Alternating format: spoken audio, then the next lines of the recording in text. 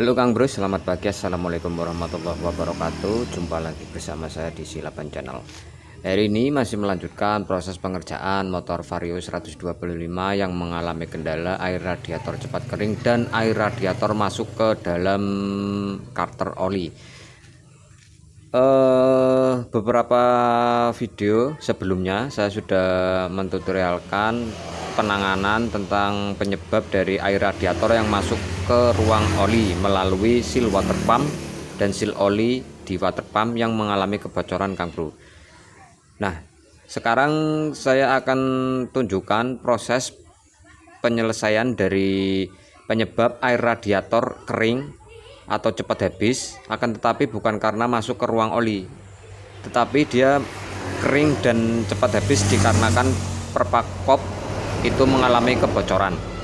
Nah, pada saat motor dinyalakan, Kang Bro, ini ciri-ciri yang umum yang jelas terlihat ya. Pada saat motor dinyalakan, lalu kita buka tutup radiator, maka air di dalam radiator, tampungan radiator atau dalam radiator tersebut akan meluap-luap seperti menyembur. Nah, seperti itu.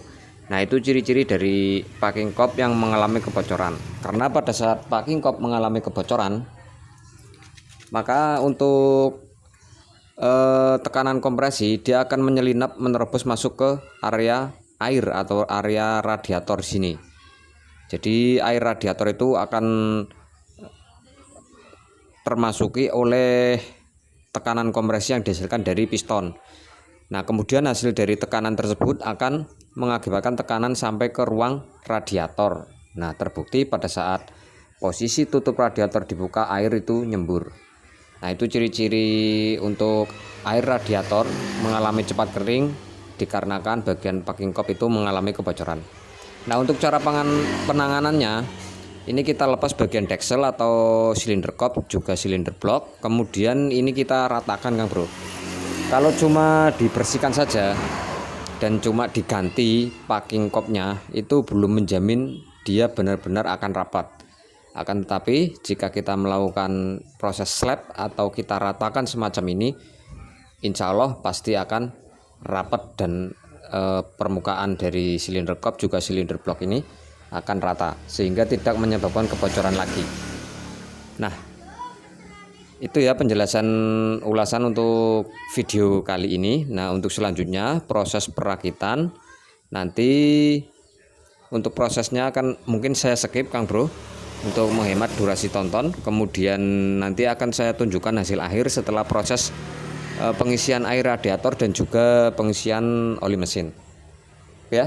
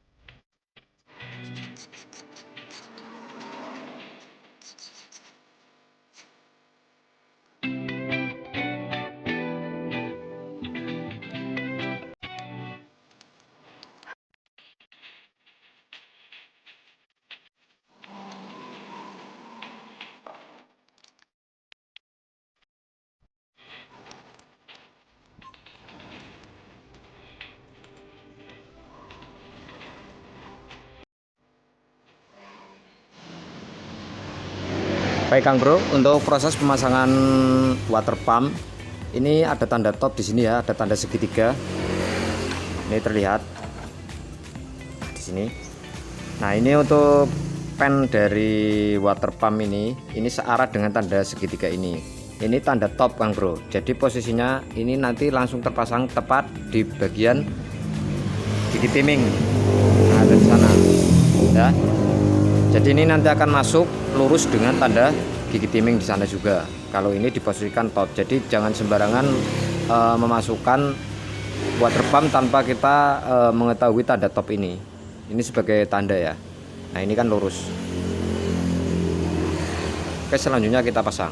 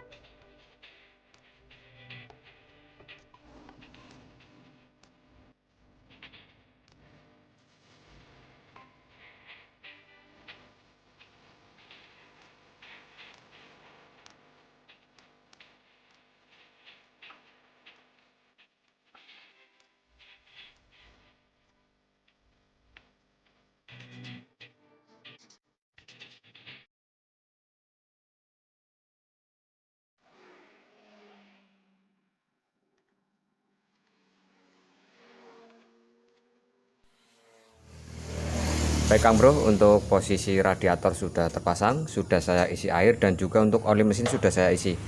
Namun saya masih menggunakan oli bekas ya, belum menggunakan oli yang baru karena kondisi daleman itu pasti masih kotor dan masih ada sedikit sisa dari air radiator.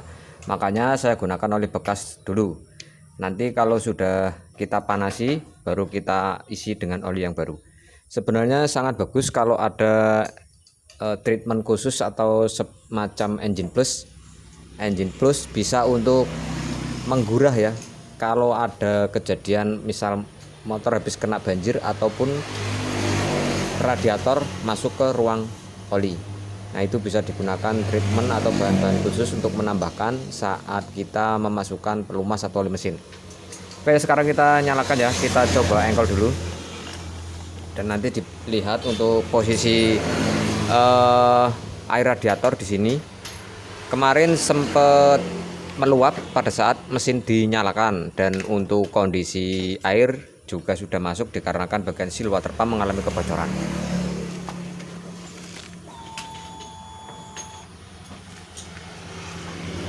Oke Kang Bro, ini kondisi masih dingin ya, belum menyala, ini masih dingin.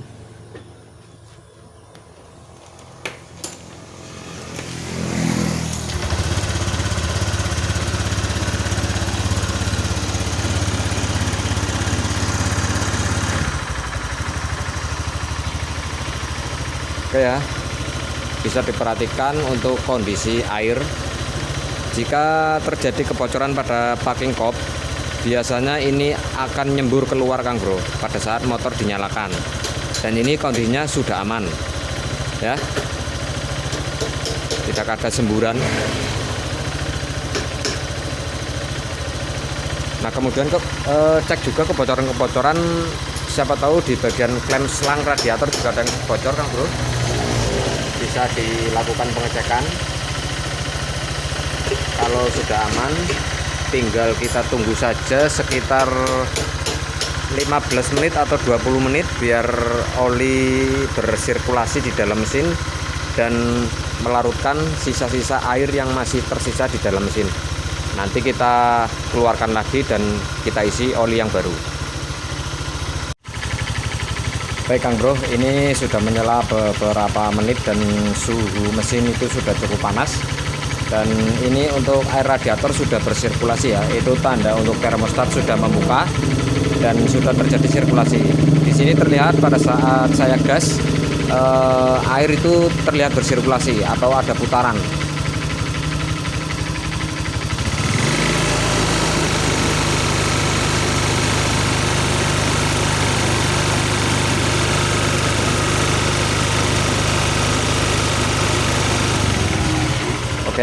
terlihat berputar untuk airnya, itu tanda sudah bersirkulasi. Dan sekarang kita buka untuk olinya Kang Bro, kita ganti menggunakan yang baru.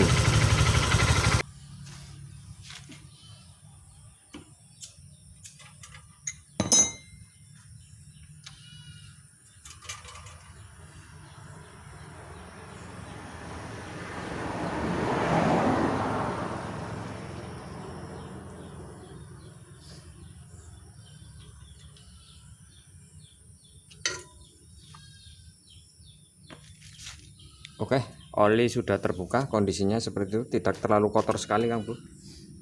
Ini nanti bisa langsung kita isikan dengan oli yang baru.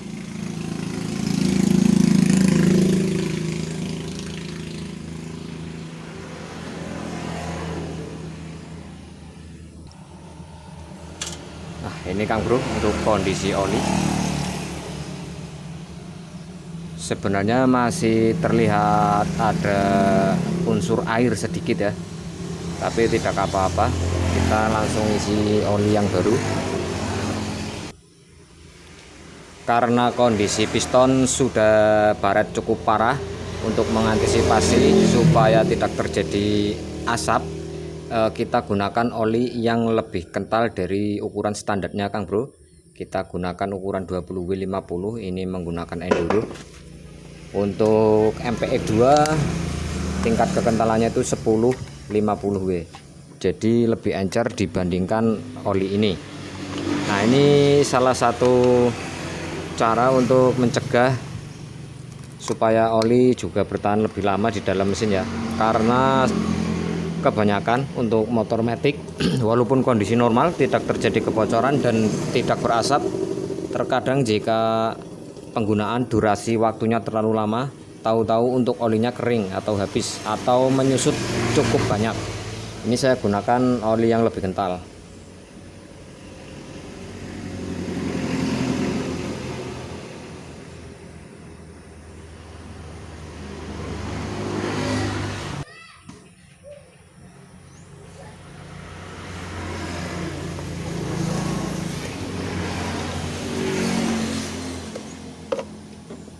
Oke, kita tutup dan kembali kita nyalakan Kang Bro. Nanti kita coba geber ya, timbul asap atau tidak. Karena untuk kondisi piston itu baretnya cukup parah. Oke, kita topang pakai standar tengah dulu.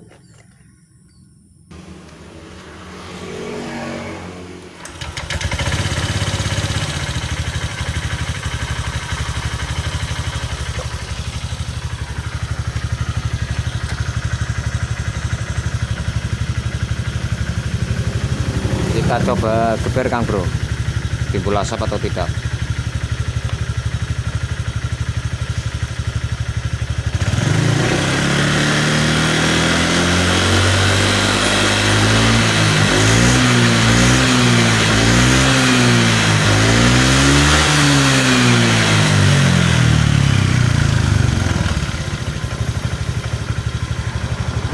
Sedikit sekali ada asap tipis, namun sepertinya ini masih aman. Saat putaran langsam seperti ini bersih, tidak nampak sama sekali. Nah, baik Kang Bro, untuk videonya sekian dulu cara perbaikan air radiator yang selalu kering atau cepat habis, disebabkan oleh dua penyebab ya, perpak kop bocor, kemudian juga seal water pump mengalami kebocoran sehingga untuk air radiator masuk ke ruang mesin. Dan ini sudah saya selesaikan, sudah saya ganti seal water pump beserta seal oli di bagian water pumpnya. Kemudian sudah saya lakukan penggantian di packing kop, juga packing block, dan dari blok silinder juga blok kop sudah saya lakukan proses pemerataan ulang biar benar-benar aman ya, karena untuk air radiator yang pernah kering biasanya bisa terjadi melengkung di bagian silinder blok atau silinder headnya. Oke ya, sekian dulu untuk videonya, semoga apa yang saya sampaikan bermanfaat. Untuk selanjutnya silakan dibantu like video dan juga subscribe buat yang belum subscribe. Terima kasih telah menonton sampai usai. Saya Silvan pamit undur diri. Wassalamualaikum warahmatullahi wabarakatuh. Sampai jumpa di video berikutnya. Salam otomotif.